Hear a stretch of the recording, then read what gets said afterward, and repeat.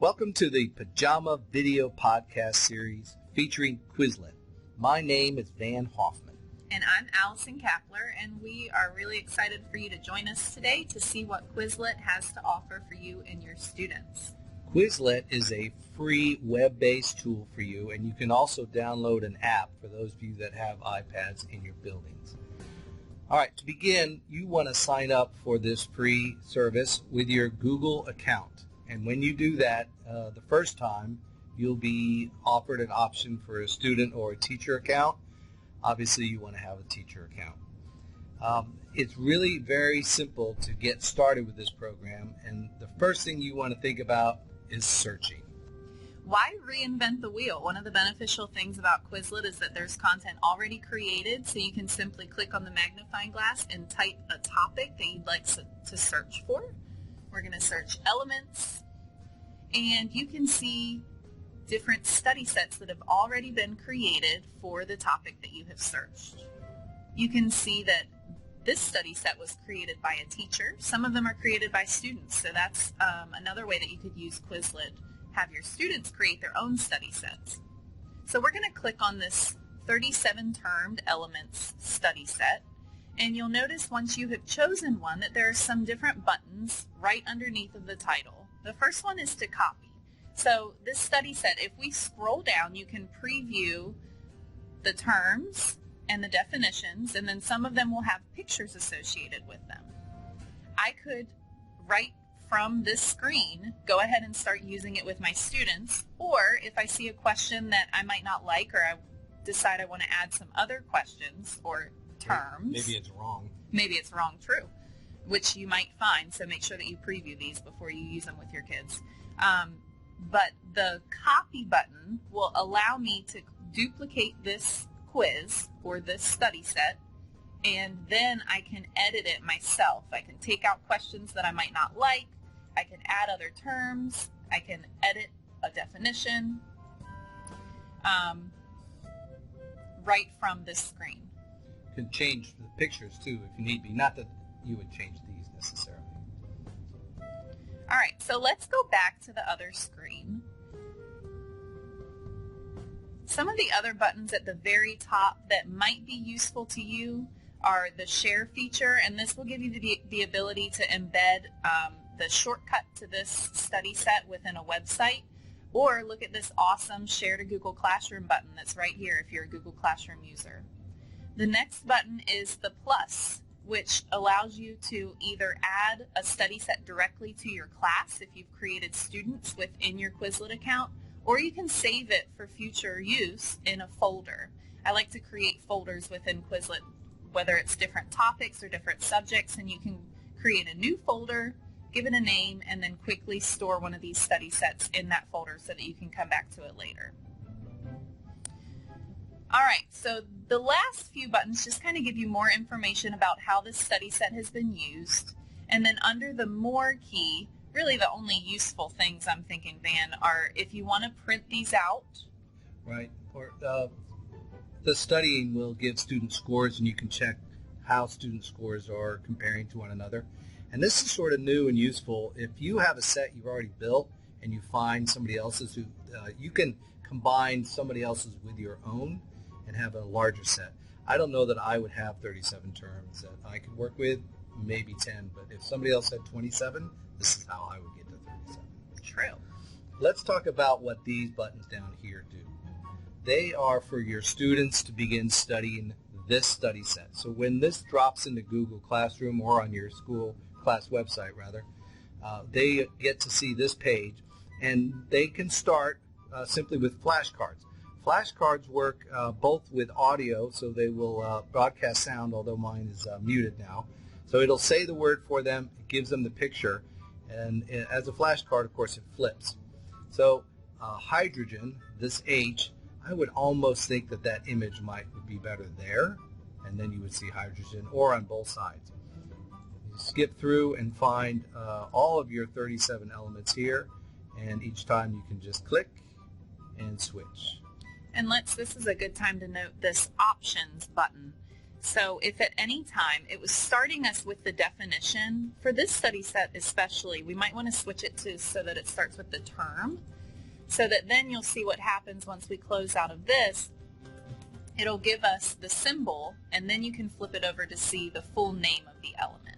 So just tell your students that they can toggle back and forth between which side of the flashcard they see first. And you'll notice that it picked it up right away, and even when I left it on this side, my next set flipped it back for me. Here's your progress bar, and you can just play this straight on through instead of clicking it yourself, and students will watch it and go on a certain time frame which Quizlet sets up. When you click the back button, then you have access to the rest of the study sets. This particular icon allows you to study them by typing in the definitions. So for helium, you would type in helium, and it would tell you whether you have it right or not. Then you click to the next one. Silicon? Is that what that is? Spell it wrong. Show them what it has. Silicon. Did I say it right? I was incorrect. So there's the correct spelling. Override if you think you're right, but you know. Okay, and I don't remember what this is, so I'm just going to click back and show you one other thing out of here. The spell section is similar, and it says it for you, and then you type it.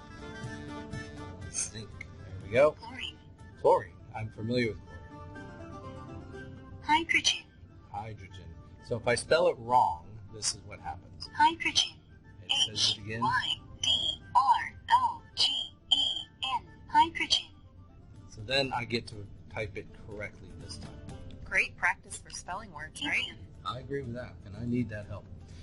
Then here's a test function. So this gives you an opportunity to assess students' knowledge and use it as a grade in gradebook. When they take this test, you will see their results. They can print the test out and hand it to you. All right? And I like about tests that it mixes up the types of questions that it asks. So some are fill in the blank, some are multiple choice, some are true, false. And each time you'll get something different. So now we're going to go into the play section of Quizlet. There's 3 different games, and 2 we're going to focus on right now. We're going to come back to another one in a minute. So here's the match game. So with the same terms, we're going to click Start Game, and it just kind of puts everything out there on the page. And what you have to do is click on a term and match it to its definition. So you'll click one and drag it to its match. And if you're correct, both will disappear. It's kind of like a memory game without flipping the cards over.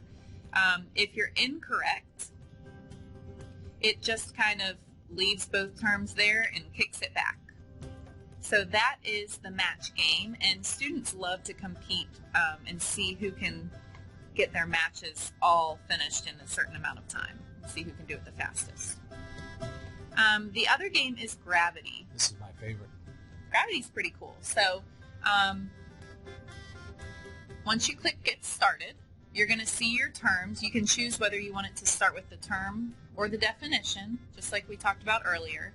And the difficulty level, easy, medium, or hard, just determines how fast the asteroids are going to fall, basically, or how many you get at a time. I'm going to go with easy. That sounds good. And let's randomize this. Let's go. All right, so once you start the game, you're going to see a term float from the top, and you have to type your answer in the box and then hit the Enter key before this asteroid hits the planet at the bottom of the screen. So for this one, it's looking for CA, and once you hit Enter, it disappears. So we got that one correct. And that's the thing about the easy versus medium. They come faster as they go. What is this, iron? No, this is fluoride, right? No. I don't even remember. Barium? Barium? I don't know. It's college here, isn't it? F-E-R-I-U-M. F-E-R-I-U-M. Hurry up. There it is. No. No. I know what helium is. Maybe it is iron. Get rid of helium. Try iron. Well, it was iron. You should have I look believed like a me dummy. the first time. Oop, not iron. So that's a great thing. When you miss a term, it has you retype it so that it knows that you're seeing the correct answer, reiterating it, and then it starts back. At any time, you can pause or restart the game as well. All right, so now we're going to go back to our other page. And there's one more little icon of a game that you can play, and that's Quizlet Live. And we're going to come back to that in just a second because we wanted to show you how to create your own study sets. So far we were just talking about using other people's study sets. Creating them is really very easy. And if you have terms, say, in a novel that you're reading, or certainly science and social studies content terms, one of the things that I had started already was social studies, thinking about Jamestown.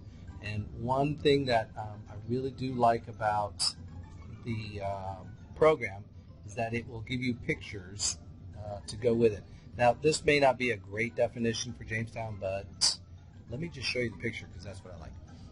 So here is the term. This is the definition. Maybe I would add a little bit to that. But now I can add a visual clue for that. And now when they study this, they've got the picture just like you saw in the elements. You can make as many terms, or put in as many terms in here as you want. You can also, as it's pointed out to you, have a Spanish set. So if that's your thing, then you can do vocabulary in Spanish. So once you're done with that study set, it's time for the really fun part of Quizlet, and that's playing the game, Quizlet Live. So with Quizlet Live, before you get started, if you do not see the live icon, that means that you do not have enough terms in your study set yet. You have to have at least 12 terms to be able to start a Quizlet Live session. And it will play the game based on the study set that you have up in front of you. So that was the medieval times one that I created, and I had put this in a Google Classroom already. So those students have already studied it. When I go to the Quizlet Live icon, it sets up ready to create a game. If before you get started for the first time you want to watch this little guided tour video, that's a great resource that's there for you. It's just a 2-minute video to walk you through Quizlet Live, but really it's pretty easy. So you click the Create Game button, then it will give your students a join code. All they need to do is go to Quizlet.live, and then they'll type in this join code, very similar to Kahoot or another formative assessment where students put in their first name. You have to have at least 6 students for this to work for you. Otherwise, you will never be prompted to start the game. There's one more thing that we wanted to show you. Back at our Quizlet homepage, if you go to the very top and click on the little arrow next to your name, there's a help center where there's lots of tutorials and information about Quizlet basics, and basically anything that we talked about, you can find some more information here at the help center. Some of these things are available only to premium paid services. We have not, I don't know anybody who's paid for it yet, so we find the basic program that's free works just as well for us. Thank you so much for watching. Now we're going to watch some video footage of it actually in use in classrooms.